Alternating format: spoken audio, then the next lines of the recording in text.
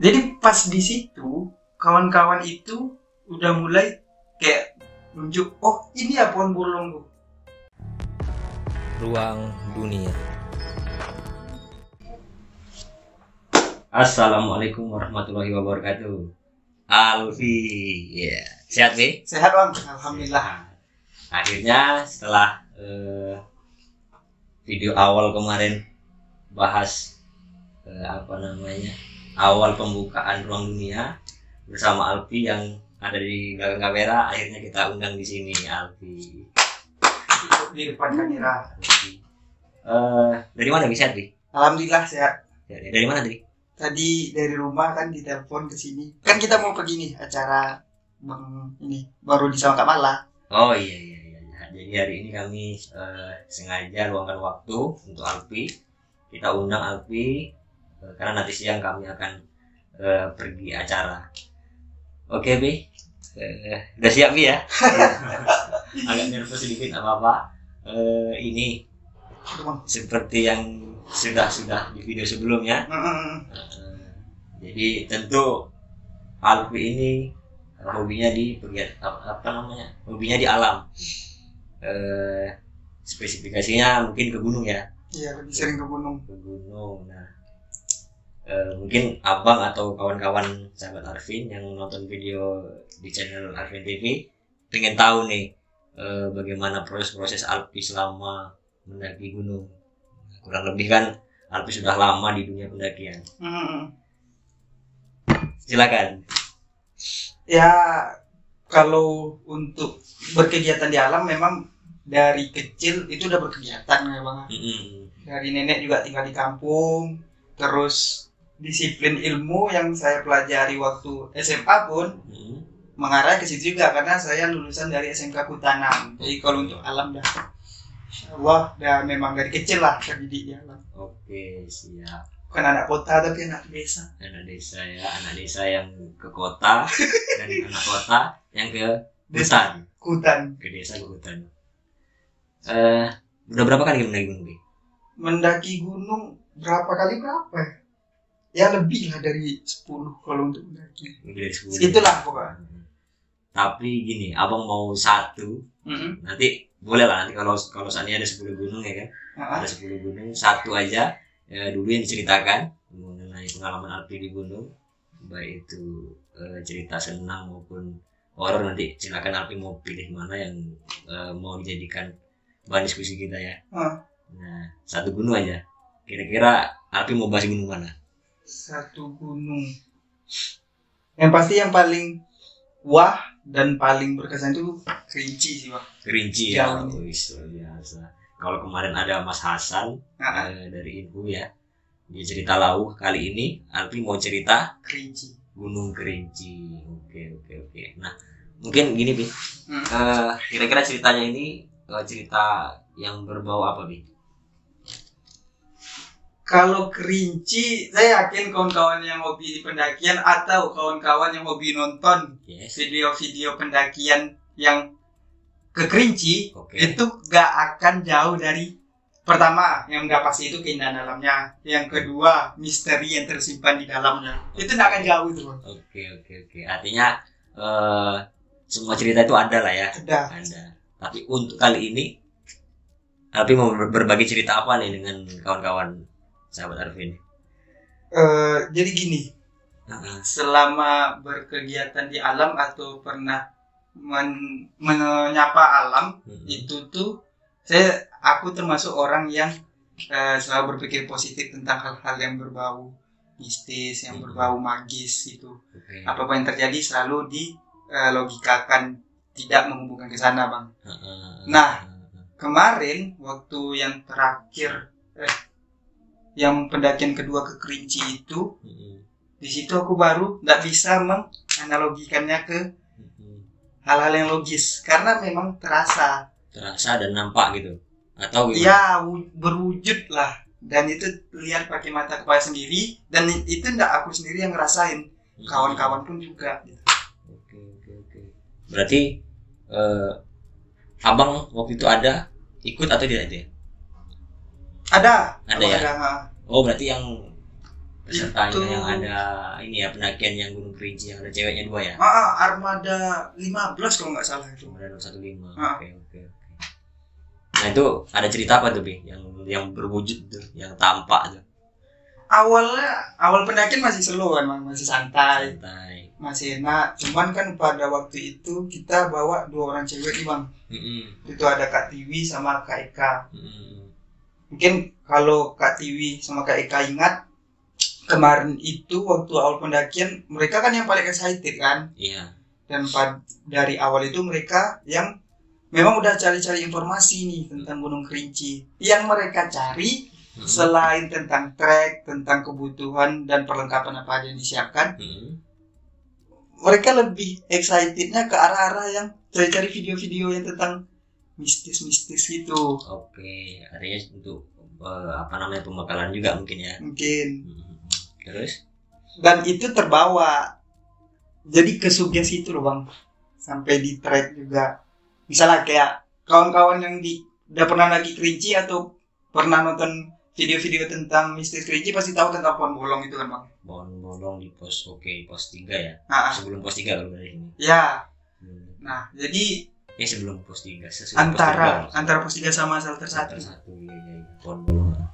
Jadi pas di situ kawan-kawan itu udah mulai kayak nunjuk, oh ini ya pohon bolong tuh.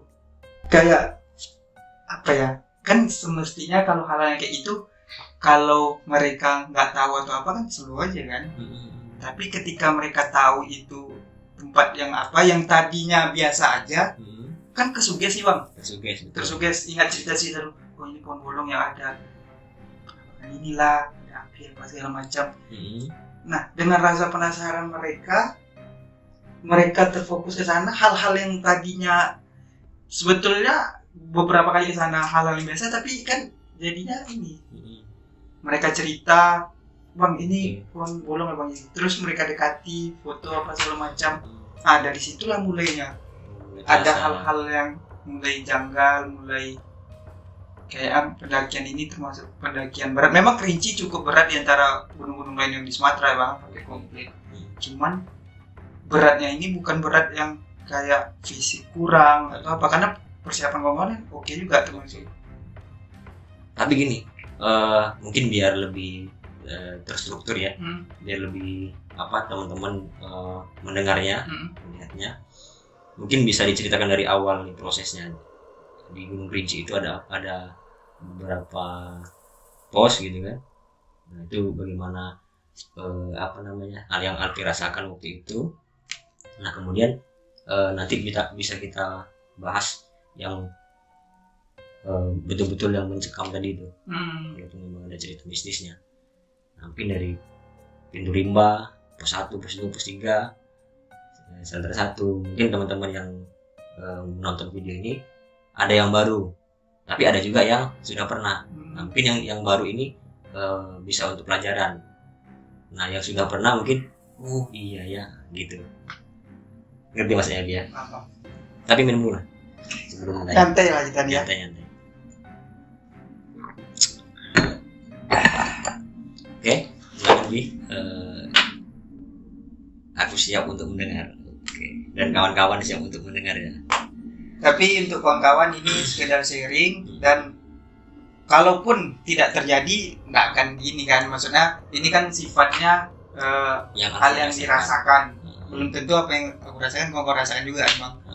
Tapi pada saat itu memang dari pintu rimba ke pos 3 itu saat pendakian ini mereka masih happy nih kawan-kawan, karena posisi kan itu tuh waktu itu abang masih jadi navigator waktu itu paling depan jalan. Alfi sebagai sweeper paling belakang. Dari pintu rimba ke pos 1. Itu tuh kawan-kawan masih happy, masih kondisi masih bugar waktu itu Bang. Nah menjelang pendakian kan dari pintu rimba ke pos 1 itu nggak terlalu jauh, paling sekitar 15-25 menitan lah. Iya. Nah dari pos 1 di pos 1 itu masih santai, Kak TV pun masih ngevlog, ketawa hehehe.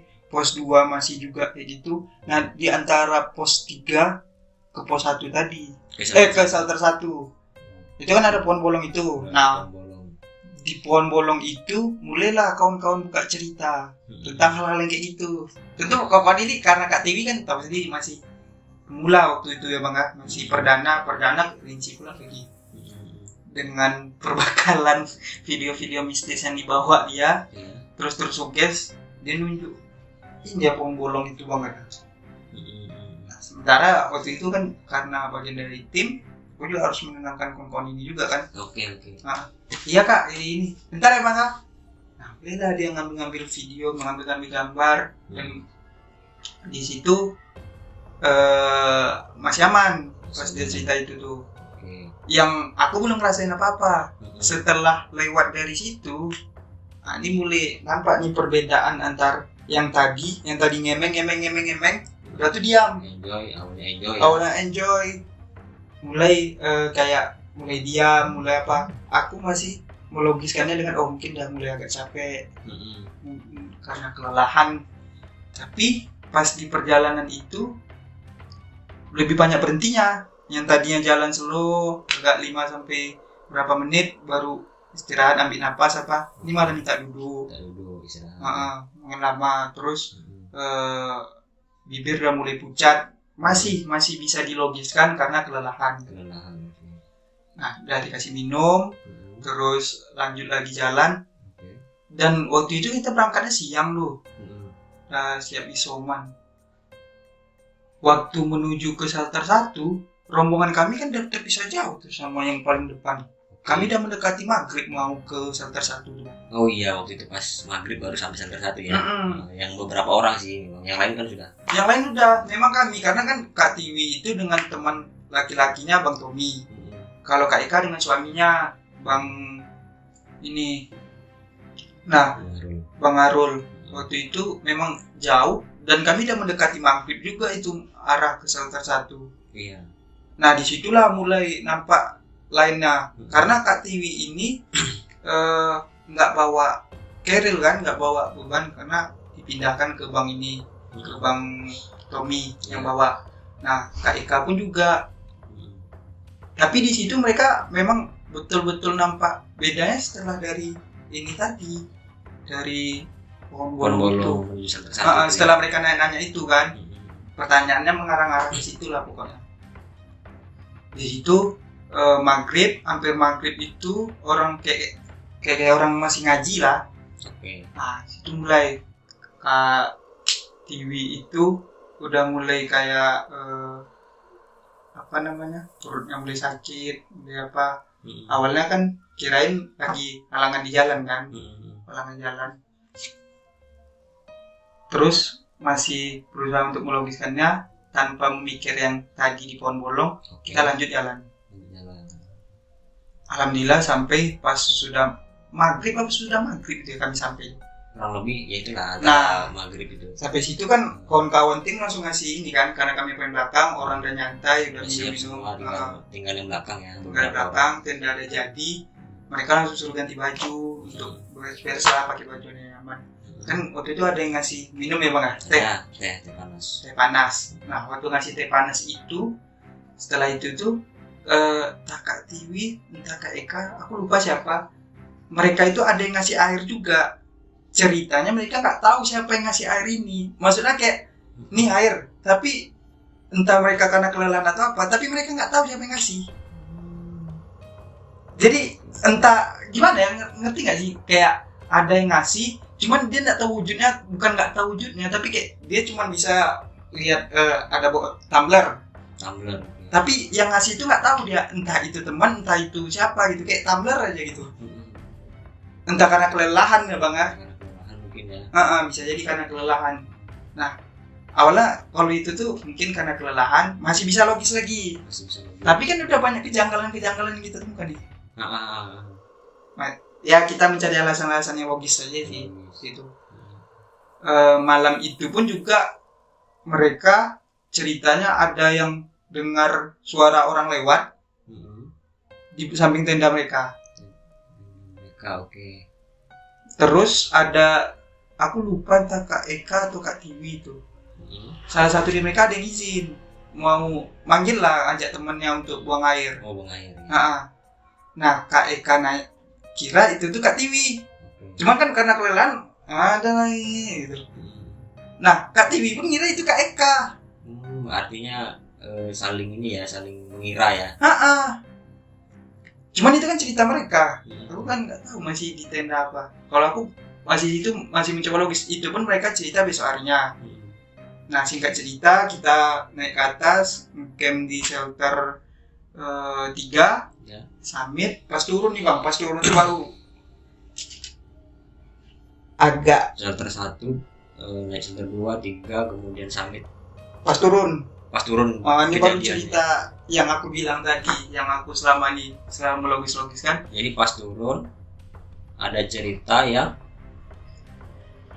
kejadiannya itu di antara pos 3 ke pos 2. Kami kena di maghrib lagi. Ini kan kawan-kawan tadi ya udah agak fisiknya. Karena ada turun, udah kelelahan, kita kena hujan juga waktu itu Bang. Dari shelter 3 pos turun ya kawan-kawan.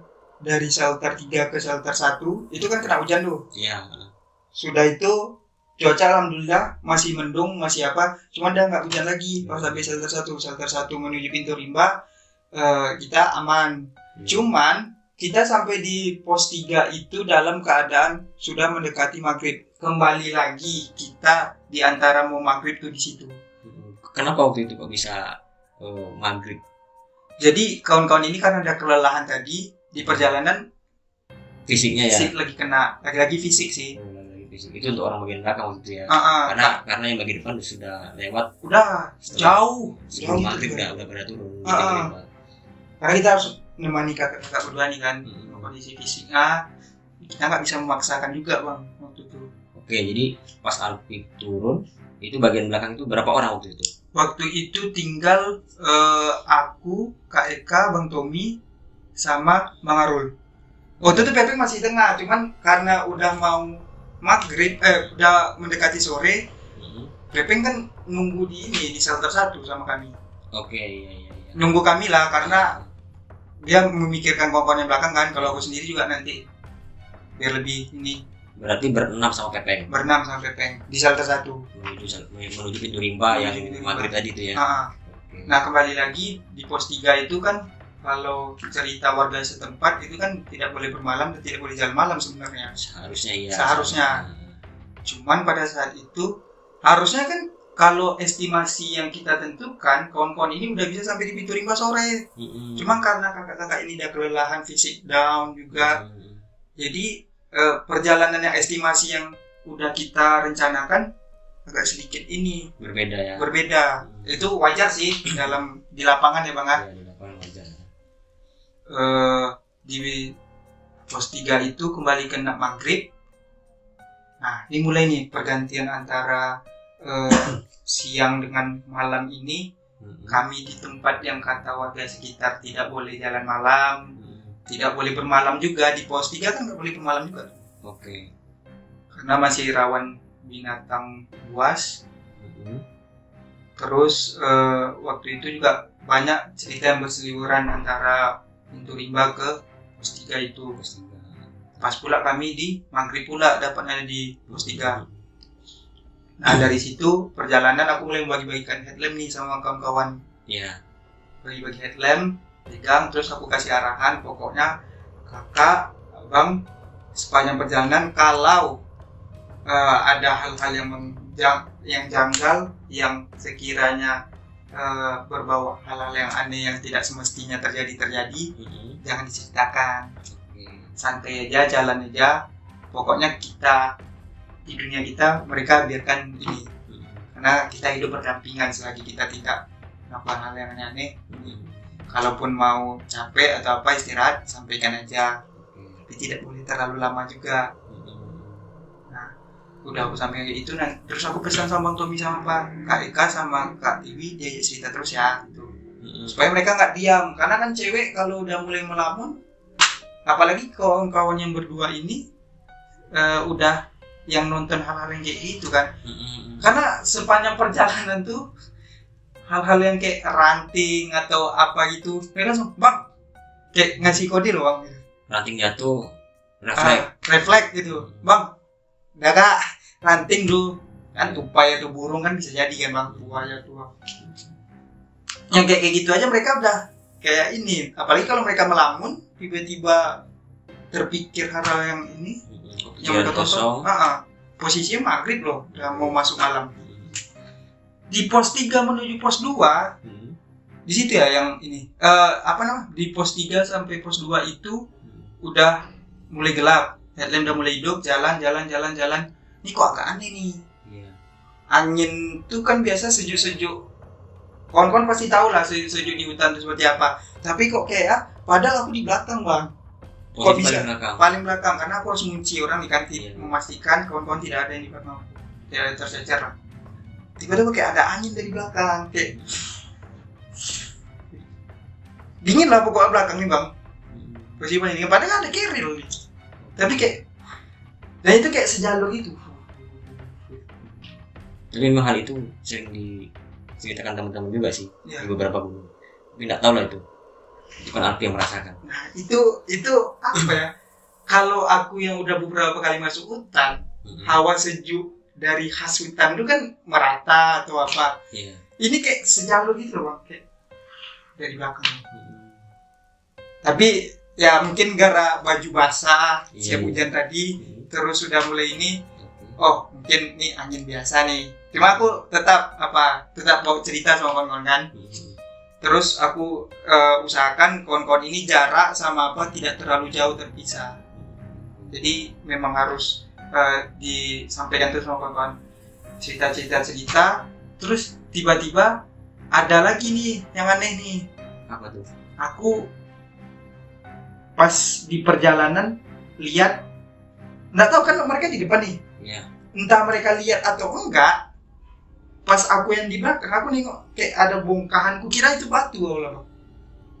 Di pos 3 menuju pos 2? Iya, kukira itu tuh batu, tapi kok kayak kok gini kan, kayak disepak pakai kaki itu, wih, aduh aku terkejut. Apa tuh? Tengkorak di trek. Itu berarti ngerasakan juga. Abang nengok kok tuh? Enggak, kalau abang nggak nengok, tapi abang awal Mas Joko waktu itu dia bilang begitu juga. Entah Mas Joko entah siapa, ada tengkorak. Abang kan cuman ya sama sih, abang positif. Abang kira itu cuman sekedar cerita dia yang dia kecapean gitu kan. Ternyata di belakang aku nampak bang. Jadi pas abang baru tahu ini. Pas aku gini kan itu kayak betul-betul tengkorak, tapi besar cuma sebesar ini, kayak batok kelapa gini, putih. Udah kayak tua gitulah, pokoknya udah kayak rapuh gitu. Terus bulat sini kayak tempat mata sama datar. Kalau hidung kan ini datar itu. Terus ada gigi ya. Tapi kecil. Tentu ini kan hari malam kita di trek yang tempat itu tuh ya dengan inilah kearifan lokalnya, dengan dengan cerita-cerita ini pesan dari warga-warga setempat lah. Nah antara itu tuh aku tengkorak tuh. Tapi aku nak mau nyampaikan ke orang depan. Sedangkan ini aja aku tuh langsung kan, apalagi kalau kawan tahu nanti cewek nanti kayak itu lebih ini lagi kan. Jadi aku khawatirnya malah kesurupan nanti kan. Nah itu jadi aku terus mengucap astagfirullahaladzim. Aku coba pastikan lagi. Kawan-kawan memang terus jalan. Cuman aku masih agak ini kan. Lanjutnya kak ini. Nggak salah lagi. Memang tengkorak. Dia kecil lah, di sebesar inilah paling.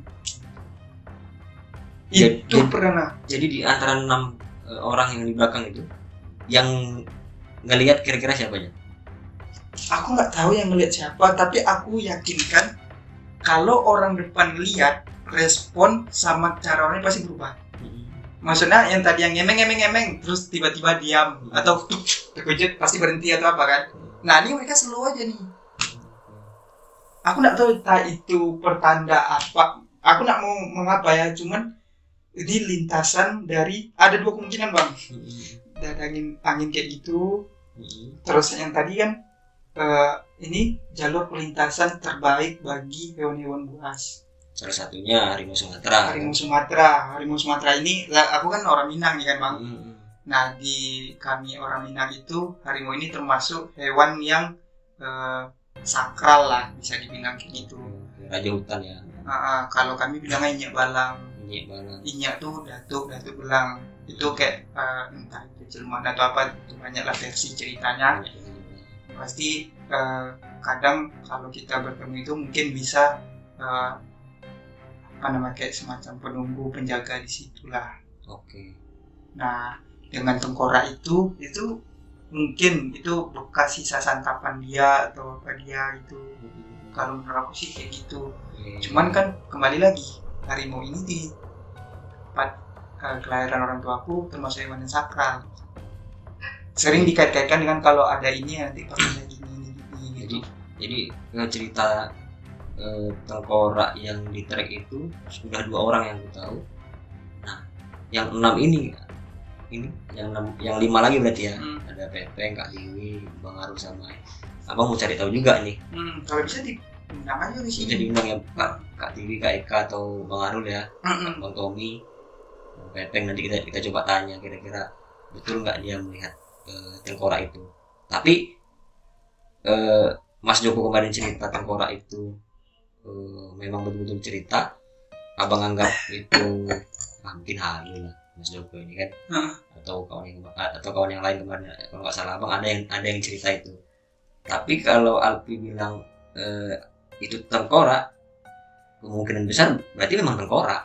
Aku pun ngira gitu. Aku masih coba nggak ada gitu, paling karena capek di belakang lagi kan. Cuman dengan hal-hal yang kayak itu terus aku baru tahu Abang bilang kayak ini, karena biasa kan kawan-kawan kalau udah sampai di bus dia kan cerita saya begini. Nggak ada yang buka cerita tentang itu. Jadi aku daripada nanti aku gak cerita ini terus diledeki orang ini aku ngarang gini. Jadi malas kan cerita itu tuh. Cuma aku baru tahu ini kalau memang Mas Joko ini juga. Iya, memang betul. Tapi nggak tahu dia cerita itu tengkorak apa. Nah, kalau menurut Alpi tengkorak apa tuh?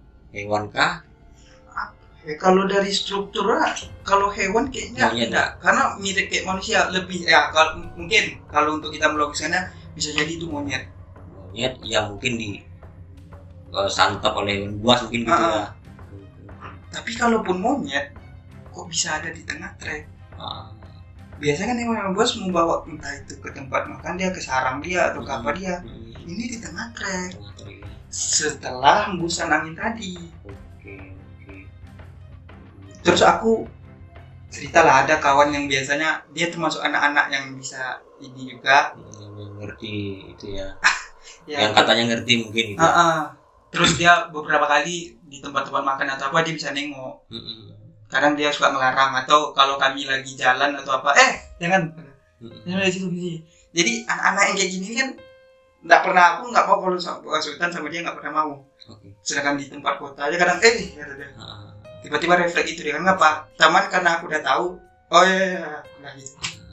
Nah, aku cerita, wah kemarin aku di Kerinci gini-gini loh katanya. Ada aku cerita kan ada angin bus aku di belakang. Terus tiba-tiba jalan aku ini, terus aku lelah aku bilang. Nah, dia bilang juga kemungkinan bisa jadi itu kayak orang situ cepat keluar gitu. Oh iya, harus ini ya memberikan tanda supaya jangan lama-lama di sini gitu ya. Nah, apalagi kok udah jumpa tengkorak tuh tadi, bisa jadi itu pertanda dari orang-orang di situ tuh cepat keluar, bentar lagi jamnya ini mau cari makan atau cari rezeki dia. Nah, dia ngasih tahu aja itu tuh karena mungkin aku cerita juga kan kondisi kawan-kawan capek gini kalau aku memaksakan nanti apa takutnya mereka down, mereka lebih fatal lagi nanti kan. Iya. Entah naik betis atau apa, lebih lama lagi dalam hutan kalau kita ini sempat mereka naik betis apa. Nah, kawan aku bilang kayak gitu, cuman ya udah, alhamdulillah sampai sekarang masih selamat kan. Nah, jadi setelah kejadian itu, melihat tengkorak itu, nanti kita undang lah Kak Tiwi dan kawan-kawan yang lain di orang itu, Kak Eka juga, untuk memastikan kan gitu. Tapi menurut pandangan Alpi, kalau tengkorak itu ya secara ilmiahnya mungkin hewan ya. Aku lebih meyakinkan kalau itu tuh ini sih monyet atau itu kayak hewan. Tentu kita harus cari tahu, tanya juga sama teman-teman yang melihat itu. Kira-kira apa, tengkorak apa itu. Kemudian prosesnya gimana tuh kan dari pos 3 ke pos 2. Nah, itu gimana tuh kira-kira? Masih ada hal yang lain lagi yang kira-kira jadi perhatian Alpi sendiri nak? Di ini sih bang, waktu itu di pos 2 ke pos 1 itu mulai badan aku mulai tidak enak lagi. Yang tadinya kakak-kakak nih yang kelelahan, nggak tahu kenapa, mungkin mereka kesuges karena kita nggak boleh ada di tempat ini lagi berlama-lama, jalan lama. Harusnya kan mereka biasanya yang sering-sering berhenti nih. Tiba-tiba mereka kayak aku bilang, Kak berhenti, break, minum dulu. Siapa? Cuma waktu itu aku udah mulai kelelahan kali. Nggak tahu tiba-tiba berat aja rasanya. Kayak ini pada biasa dari atasnya tidak ada masalah, ya memang segitu porsinya, tidak ada ditambahkan, tidak ada barang mereka yang dipindahkan. Cuma udah mulai berat juga keril aku. Terus langkah kaki aku udah mulai kayak tahan ya. Berat nih. Berat ya. Mungkin kan ada kelelahan juga kan. Kelelahan mungkin sama down itu bisa jadi juga. Mungkin. Ya, apa tadi tengkorak tadi bisa pak kan? Tapi mereka yang jadi yang lebih semangat lagi. Oh, mereka lebih semangat. Iya, kayak semangat entah karena udah mau sampai atau semangat karena takut atau nggak tahu kita ya. Ngemeng-ngemengnya ini yang ngomongnya kayak memaksa cari bahan. Ngerti nggak? Hal-hal yang sebetulnya nggak perlu dibahas, kayak kadang sekolah di mana, ngapain aja di sekolah gini-gini. Jadi kan jadi kayak salah ucapan gitu ya, salah tingkah gitu. Memaksakan hal-hal karena ada kehabisan topik kan. Jadi kan jadinya semangat. Tapi akunya yang jadi ya ini. Jadi kayak mungkin kesuges juga mungkin ya bang. Cuman aku berusaha harus sampai cepat. Minimal kawan-kawan juga harus sampai juga nih. Daripada nanti makin lama apa. Cuma memang tidak bisa dipaksakan lagi. Capek, rasa berat, kayak nambah ya beban. Padahal tak ada beban yang ditambah. Sampailah ke pos 1. Nah di pos 1 ini estimasinya kalau pos 1 ke pintu 5 itu nggak terlalu jauh. Nah yang janggal menurut aku biasanya kan kalau mau jalan tuh ini tanda ini. Berarti ini udah dekat lagi nih. Kalau ada pohon tumbang ini berarti estimasinya tinggal 5-10 menit lagi sampai nih. Nah aku udah ada tanda-tanda yang memang aku pahami sendiri lah. Pas mau pergi tuh jalan tuh. Pas malam itu entah karena sulitnya bernavigasi atau pandangan terbatas, kok rasanya jauh dari pos 1 ke pintu rimba nih. Kok rasanya lama. Kalau jalan mendaki mungkin kurang lebih setengah jam lah ya. Setengah jam, tapi aku kan kakak ini nanya juga kan kawan-kawan ini, masih jauh lagi nak bang? Enggak kak, bentar lagi nih, ini tandanya, aku udah tanda ini dah. Paling aku udah bilang 5 menit lagi sampai itu 2 kali belok lagi sampai kayak orang pada umumnya ya. Ngasih harapan tanpa kepastian tuh. Aku bilang bentar lagi ya kak, aku yakin ini tanda nih. Tapi lama kali kan memang. Mungkin lebih dari sejam kami dari pos 1 ke pintu rimba. Padahal dengan jalan yang sama, dengan jalan yang tidak terlalu lambat juga. Karena aku ngejar orang ini, maksudnya tidak terlalu apa kan, tetap mepet sama orang ini juga. Orang ini kan semangat tadi. Rasanya ini udah lewat tadi. Maksudnya ini tanda yang udah dekat lagi. Kok masih jauh, kok masih lama nih. Pikiran ke situ terus kan. Oh udahlah jalani terus. Oke lama, terus ada tanda-tanda kayak suara orang rame gitu. Aku kira rombongan orang abang kan, masih nunggu kami pick up.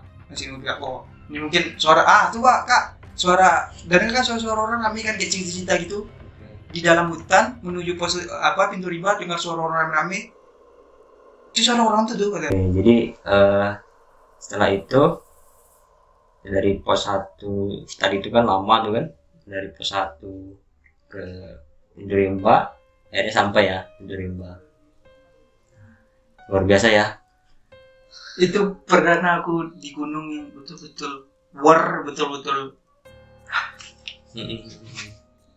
Entah aku yang nggak terkabul sih, tapi ya memang kita hidup berdampingan, cuman kayak kayak mungkin begitulah cara kawan-kawan yang di dunia lain tuh menyapa, mungkin itu bagian dari sapaan mereka mungkin ya Bang. Wah, luar biasa ini, menarik, sangat menarik. Nantinya akan diundang lagi Kak Eka kalau bisa nanti dari Inggris sana kan, Bang Tommy juga, Pepeng juga nanti kita duduk di sini, Bang Arul. Ya itulah namanya dakian, tentu prosesnya itu berliku-liku ya. Ada yang merasakan hal yang mistis, nah kali ini memang Alfi sendiri yang merasakan itu. Saya pribadi jujur ada, tapi nggak terlalu yang itu. Bagi saya mengerikan juga sih memang. Dalam hutan jumpa kayak gitu. Dalam hutan jumpa seperti itu, walaupun memang andai itu tengkorak hewan pun, ya kita pastinya tentu akan lebih waspada kan gitu ya. Kalaupun siang mungkin agak bisa diredam ya Bang. Posisinya malam loh, mager. Dan ini lagi-lagi bukan direkayasa, memang cerita yang pure seperti yang di video saya pertama kali yang narasumber rasakan kan gitu. Ya, inilah cerita yang Alfi rasakan ketika berada di Gunung Kerinci pada saat pendakian Armada 15 ya waktu itu ya. Wah, luar biasa. Alfi, mungkin cukup sekian dulu. Nanti kita cerita lagi di gunung-gunung yang Alfi rasakan, yang Alfi rasakan. Ceritanya itu mungkin ada yang berbeda dari ini. Kita akan kembali lagi sini nanti ya. Yang kursi ini, si orang ini akan jadi hitam, akan jadi coklat, nggak tahu kita. Terima kasih sebelumnya Bi. Oke, siap. Sudah berbagi cerita dengan kawan-kawan sama Arvin, penonton Arvin TV. Kalau ada masukan saran silakan ditulis di kolom komentar. Terima kasih banyak Bi lagi-lagi. Siap. Oke. Assalamualaikum warahmatullahi wabarakatuh. Ruang Dunia.